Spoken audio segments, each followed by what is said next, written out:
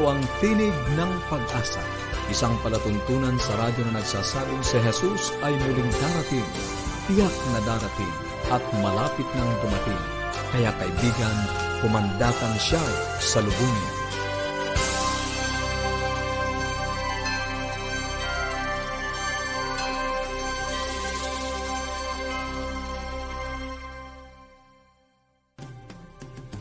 Maligaya at puno ng pag-asang pakikinig mga kapatid at mga kaibigan. Happy Monday po sa inyo.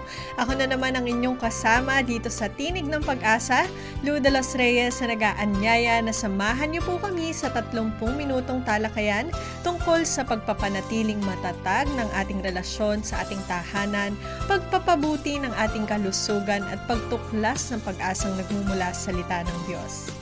Patuloy po kaming namimigay ng mga aklat at aralin sa Biblia, kaya naman kung nais niyo pong makakuha, isend lamang po ang inyong complete name and address together with your contact number sa mga sumusunod na numero: 0917-1742-777. Inuulit ko po, 0917-1742-777. O kaya naman sa 0968-8536-607. 0968-8536-607. At para naman po sa ating toll-free number, i-dial lamang po ang 1-800-132-20196. 1-800-132-20196. At maaari rin po kayo magpadala ng mensahe sa ating Facebook page at facebook.com/AWR Luzon, Philippines, o magpadala ng email sa connect@adventist.ph. Inuulit ko po ang inyong complete name and address together with your contact number. Kung gusto niyo naman pong makakuha ng readily available na Bible Study Guide, maaari po kayo magtungo sa bibleschools.com/Central Luzon. Sa Buhay Pamilya ay makakasama pa rin po natin si Dr. Mary Jane Zabat sa pagtalakay sa paksang Inclusion or Isolation. Sa pag-aaral naman po ng Salita ng Diyos ay pagpapatuloy natin ang ating serye sa Encounter with Jesus sa paksang The Centurion. Dadako na po tayo sa bahaging Buhay Pamilya. Isa na namang napakagandang araw po sa ating lahat, sa mga taga-subaybay ng programang ito. Binabati ko po kayo at sinasaluduhan sa patuloy na pagnanais nyo na matuto. No? Sama-sama po tayong natututo dito. No?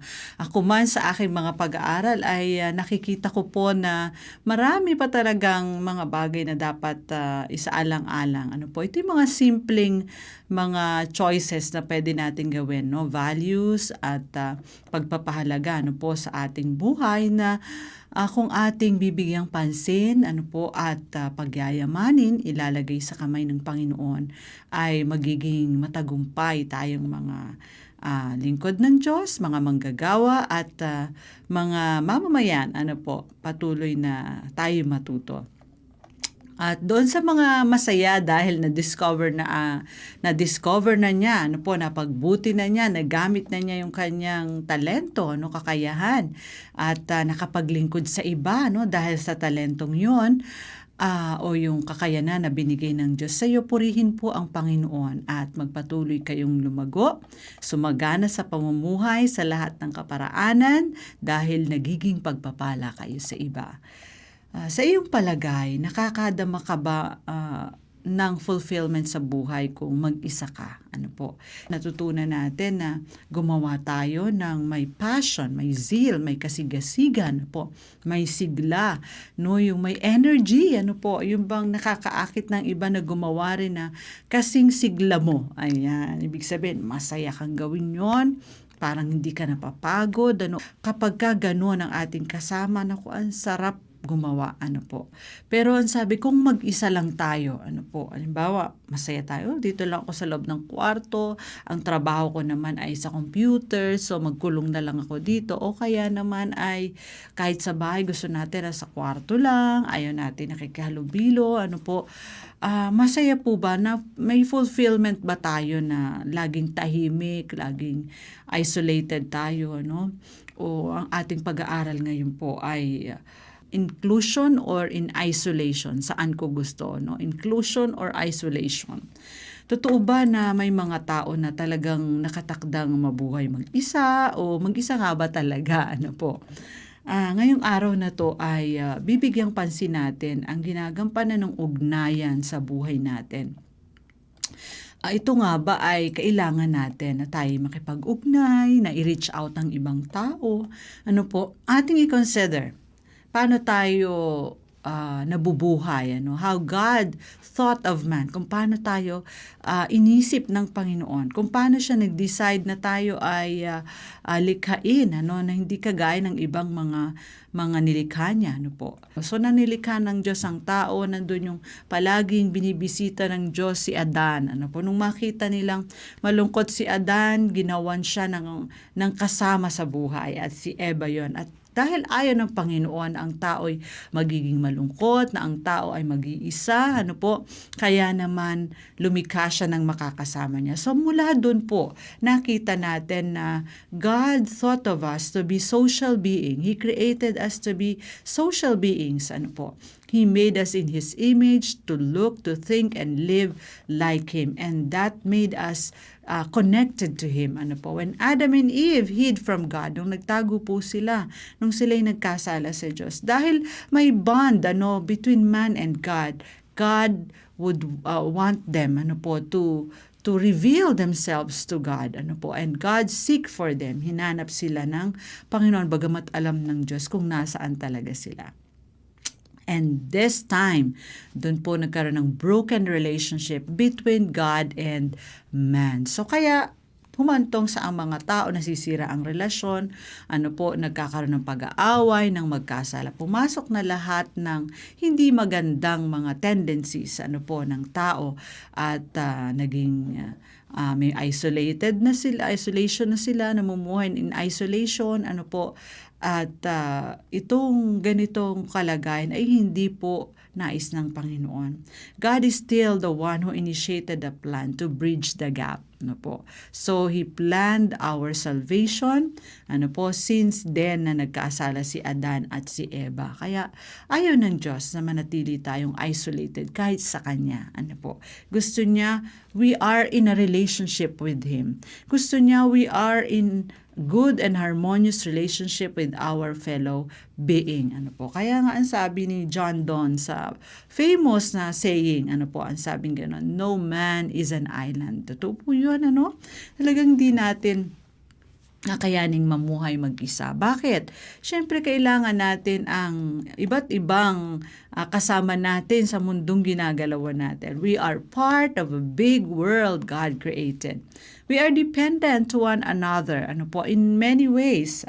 Dependent to God for life and sustenance, dependent to others for our survival to this life, Yung ating mga pagkain, sino ba ang nagtatanim, sinong umaani, sinong nagluluto. So we are dependent to one another. Paano kumakain ng isang hayop? Kailangan niya ng mga tanim, po, ng ibang mga organismo para kainin niya, masustain din siyang mabuhay, at siya naman kakainin ng tao, So yung food chain, ayan, makikita natin ang relationship natin sa environment, po, sa lahat ng mga nilikha ng Panginoon. So we are not really living in isolation. Kung minsan sinasabi lang natin, gusto ko kasi lagi nag-iisa. No. Kung minsan nag-iisa ka pero gusto mong gusto mong makinig ng music. Nag-iisa ka pero naglalaro ka ng computer games. So ibig sabihin, you're not really alone. Sino bang gumawa ng computer games? Sino ba ang umawit ng song na pinakikinggan mo? So we are dependent on to one another. Po, yung ating mga damit, yung ating tirahan, yung pamilya natin, yung nag-aalaga sa atin, po, yung mga nasa paligid natin sa ating trabaho. The realities of human existence are found just where we are. Kung nasaan tayo ngayon, we see the reality, we need one another.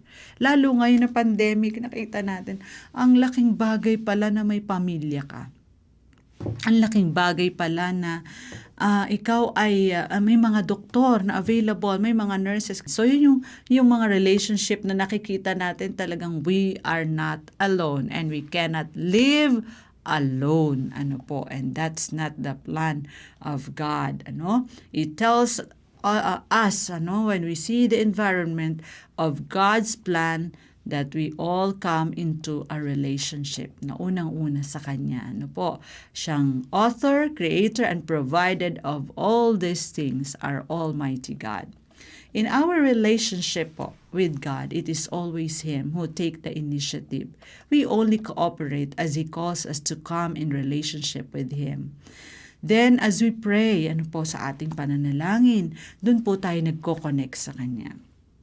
Nasasabi natin yung ating mga damdamin na parang isang kaibigan, at nagiging magaan ang kalooban natin. So talagang we are in need of somebody to care for us, to love us, So ganyan ang tungkulin ng Panginoon, bagamat walang halaga natin karaniwan, sinasantabi natin ang Diyos. And then as we study His Word, God connects to us, He speaks to us. Yun yung paraan para bigyan tayo ng guidance ng Diyos. I-correct niya tayo kung nagkakamali tayo. He is teaching us in many ways. And as we worship Him, He keeps our relationship with Him life-changing. As we serve Him, He keeps our love for one another working, mga minamahal. All this with intentionality, establish our strong relationship with God.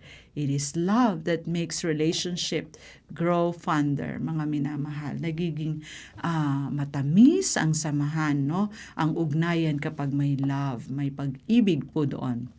Dahil ang Diyos walang makakapigil sa Kanyang mahalin niya tayo, At ganun din yung ating pagmamahal sa ating mga pamilya, kahit na meron tayong mga differences, pero we love each other, so we will accept one another, will correct one another, and will guide each one so that we can continue loving each other in a harmonious relationship.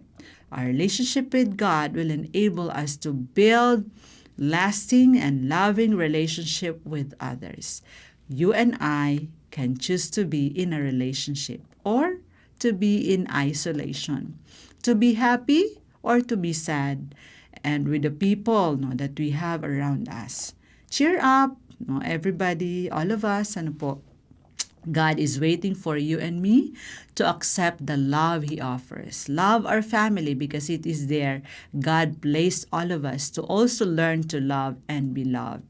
Cultivate the spirit of companionship by loving others. Last, in Ecclesiastes 4:9, it says, "Two are better than one because they have a good reward for their labor. For if they fall, one will lift up his companion. But woe to him who is alone when he falls. Two or more are better than one." Do you believe that po, mga minamahal? Do you believe that building relationship heals our brokenness? Po, relationship can heal, relationship can hurt, can crush, or can make us whole. Sometimes it's painful, sometimes it's wonderful, but all the time, it is love that makes life worth living. It is the fuel that pushes you and me to reach beyond our limits. Let us be happy and thankful for the relationship God has given to us, for allowing us to love and be loved, and through those relationships, we become a blessing, we become channel of God's love.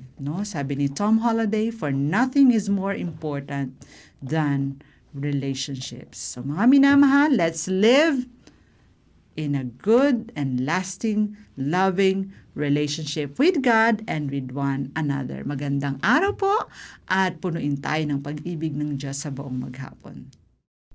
Maraming salamat po, Ma'am Jane. Mga kaibigan, kahit gaano pa po tayo ka-introvert or kahit sabihin pa po natin na ayaw natin makihalubilo sa iba, ay parang hindi po mangyayari yun dahil kailangan pa rin po natin ng ibang tao na mapagsasabihan o makikinig sa atin kung tayo'y masaya, malungkot, tayo galit. kailangan natin po yung ilabas sa iba, 'di ba po? Lalong-lalo na po nitong nag-pandemic, mas na-appreciate natin yung pamilya natin or yung mga kaibigan natin kahit sa video call lang nagkakakita-kita. Napakalaking tulong po nito because we can't only depend on ourselves dahil we are relational beings. Sana po ay naging munting aral po ito sa bawat isa sa atin. Kung kayo po ay may mga katanungan, maaari po kayong tumawag o mag-text sa 0917-1742-777. Inuulit ko po, 0917-1742-777. O kaya naman sa 0968-8536-607. 0968-8536-607. At para naman sa ating toll-free number, i-dial lamang po ang 1-800-132-20196. 1-800-132-20196. At maaari din po kayo magpadala ng mensahe sa ating Facebook page at facebook.com/AWR Luzon, Philippines o magpadala ng email sa connectedadventist.ph. Ngayon naman po ay dadako na tayo sa ating pag-aaral sa Biblia sa pagpapatuloy po ng ating serye na Encounter with Jesus sa paksang The Centurion. Ibigay po natin ang panahon kay Pastor Ner. Maraming salamat pong muli sa inyong pagsubaybay sa ating pag-aaral ng Biblia dito sa ating palatuntunang Tinig ng Pag-asa. At dadako na tayo sa pagpapatuloy ng ating seryeng may pamagat, Encounters with Jesus. Ating pinag-aaralan ang mga tao na nakatagpo ng ating Panginoong Hesukristo kung paano na bago ang kanilang buhay at ang kanilang pananaw. At ngayon ay dadako tayo sa isa pang kwento sa Lucas, Kabanatang 7, talatang 1 hanggang 10, The Roman Centurion. Nang matapos na ni Jesus ang kanyang mga salita sa pandinig ng mga tao, pumasok siya sa Capernaum. May isang senturyon doon na may aliping minamahal niya na may sakit at malapit ng mamatay. Nang marinig niya ang tungkol kay Jesus, isinugo niya sa kanya ang matatanda sa mga Hudyo na nakikiusap sa kanya na pumunta at pagalingin ang kanyang alipin. Nang dumating sila kay Jesus, nakiusap silang mabuti sa kanya na sinasabi, siya ay karapat-dapat na gawan mo nito, sapagkat mahal niya ang ating bansa at nagtayo siya ng sinagoga para sa atin. At si Jesus ay sumama sa kanila. Nang siya ay nasa di kalayuan sa bahay, nagsugo ang sentoryo ng mga kaibigan sa kanya na nagsasabi sa kanya, Panginoon, huwag ka nang mag-abala pa, sapagkat hindi ako karapat-dapat na ikaw ay papasukin sa ilalim ng aking bubungan. Kaya hindi ko itinuring ang aking sarili na karapat-dapat na lumapit sa iyo. Ngunit sabihin mo ang salita at hayaang gumaling ang aking alipin. Sapagkat ako man ay taong inilagay sa ilalim ng kapangyarihan at may mga kawal na nasasakupan ko. Sinasabi ko sa isa, humayo ka, at siya ay humahayo. At sa isa naman, halika, at siya ay lumalapit. At sa aking alipin, gawin mo ito, at ito'y kanyang ginagawa. Nang marinig ni Jesus ang mga bagay na ito, ay namangha siya sa kanya. Lumingon siya at sinabi sa maraming tao na sumusunod sa kanya, sinasabi ko sa inyo, maging sa Israel ay hindi pa ako nakakita ng ganito kalaking pananampalataya. At nang ang mga sugo ay bumalik na sa bahay, nadat na nilang magaling na ang alipin. Ilang araw matapos maibahagi ni Jesus ang pinakasikat na sermon sa kasaysayan, siya ay tumungo sa Capernaum. Sinalubong siya ng isang maliit na delegasyon ng matatandang Hudyo. Mayroon silang pakay sa ating Panginoong Hesus. May isang Romanong senturyon na ang alipin ay may sakit na nag-aagaw buhay. Hiniling ng senturyon sa kanila na puntahan si Jesus sa pangalan niya at ipakiusap kay Jesus na pagalingin ang kanyang lingkod.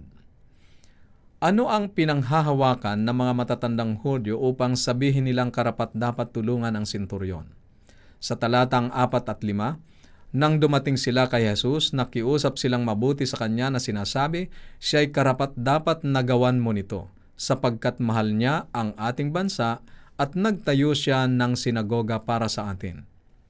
Ang kanilang pagsisikap na ipakiusap kay Jesus na tulungan ang Roman centurion na pagalingin ang kanyang alipin ay dahil sa utang na loob, sa mabubuting gawa na ipinakita ng senturyon sa kanila. Siya ay nasa posisyon at mayaman. Nagpatayo siya ng sinagoga para sa mga Hudyo.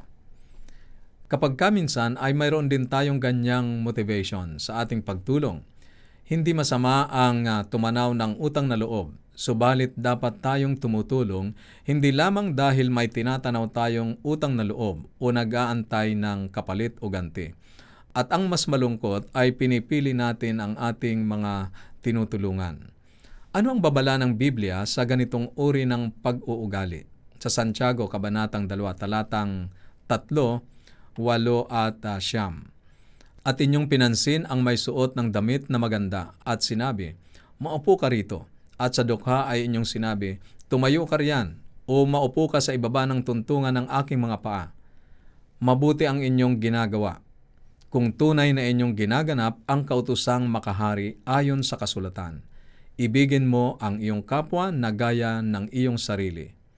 Subalit kung kayo'y nagpapakita ng pagtatangi, kayo ay nagkakasala at kayo'y inilalantad ng kautusan bilang mga lumalabag.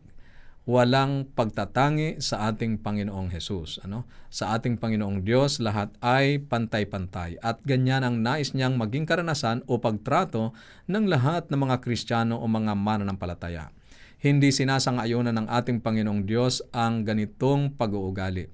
Siya ay walang itinatangi. Kanyang inililigtas, tinutulungan ang dukha at mayaman. Ang kaligtasan ay kanyang ipinagkaloob sa bawat isa. Ang sabi nga sa krus, ang lahat ay pantay-pantay. At yun din ang kanyang inaasahan sa bawat mga mananampalataya. Ano ang naging tugon ni Jesus sa kanila? Sa kabila ng naging pag-uugali ng matatandang Hudyo, si Jesus ay nagpasya na pumunta sa tahanan ng senturyon. Sa talatang 6 at 7, at si Jesus ay sumama sa kanila. Nang siya ay nasa di kalayuan sa bahay, nagsugo ang senturyon ng mga kaibigan sa kanya na nagsasabi sa kanya, Panginoon, huwag ka nang mag-abala pa, sapagkat hindi ako karapat-dapat na ikaw ay papasukin sa ilalim ng aking bubungan. Kaya hindi ko itinuring ang aking sarili na karapat-dapat na lumapit sa iyo. Ngunit sabihin mo ang salita at hayaang gumaling ang aking alipin. Bagamat ang Roman centurion ay nasa mataas na posisyon, ay nakitaan ng pagpapakumbaba, walang pagmamalaki, at itinuring niya ang kanyang sarili na hindi karapat-dapat na lumapit sa ating Panginoong Hesus. Naisip ng matatandang Hudyo na ang centurion ay higit na pahahalagahan ni Hesus. Katulad nila na ang kanilang pagpapahalaga ay sa kung ano ang nagawa, nagpapakilala ng kanilang tunay na kalagayan. Sa kanilang pagiging mga self-righteous ay pinapurihan nila ang senturyon dahil sa pabor na ibinigay nito sa kanila o sa mga Hudyo. They did not recognize that our great need is our only claim in God's mercy. Yun lamang ating pangangailangan ay sapat upang lumapit sa ating Panginoong Hesus. Hindi tayo tumatanggap ng biyaya dahil sa ating mabubuting gawa. Ang ating mabubuting gawa ay resulta ng biyayang ating tinanggap mula sa ating Panginoong Diyos. Sa kabilang banda, ang senturyon ay hiyang-hiya na lumapit kay Jesus. Kaya pala siya ay nakiusap sa mga matatandang Hudyo sapagkat inaakala niya sa kanyang sarili na hindi siya karapat-dapat na lumapit sa isang banal na tao na katulad ng ating Panginoong Jesus.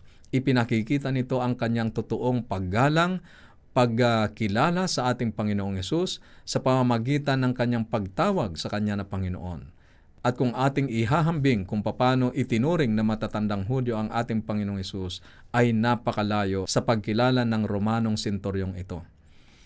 Kaya ang unang hakbang sa paghingi ng tulong kay Jesus ay isang mapagpakumbabang puso na kumikilala sa kanyang sariling mga pagkakamali at kahinaan sa harapan ng ating Panginoong Hesukristo.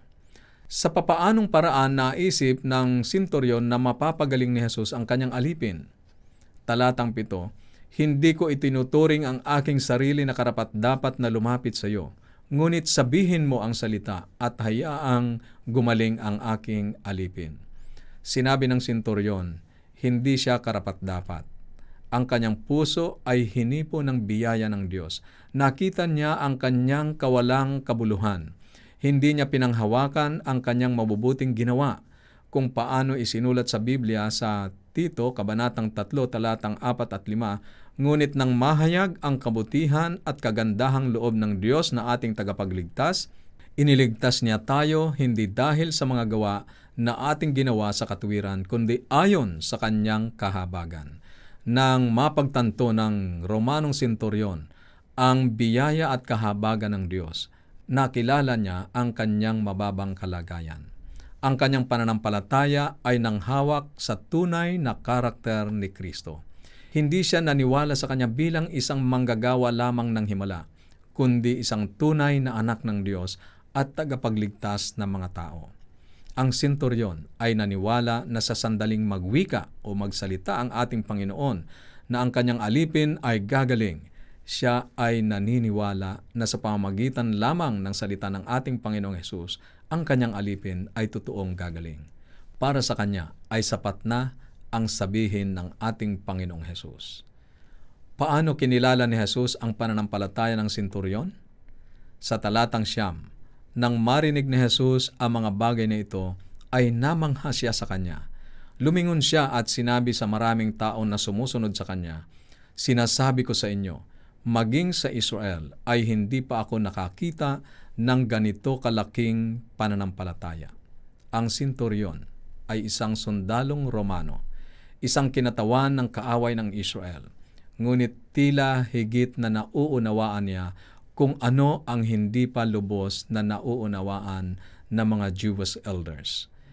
Hindi pinalampas ni Jesus ang pagkakataong iyon. Sa malakas na tinig ay sinabi niya sa mga kaibigan ng senturyon, sa matatandang Hudyo na naroon, sa kanyang mga alagad, sa mga taong naroon, hindi pa ako nakakasumpong ng ganito kalaking pananampalataya.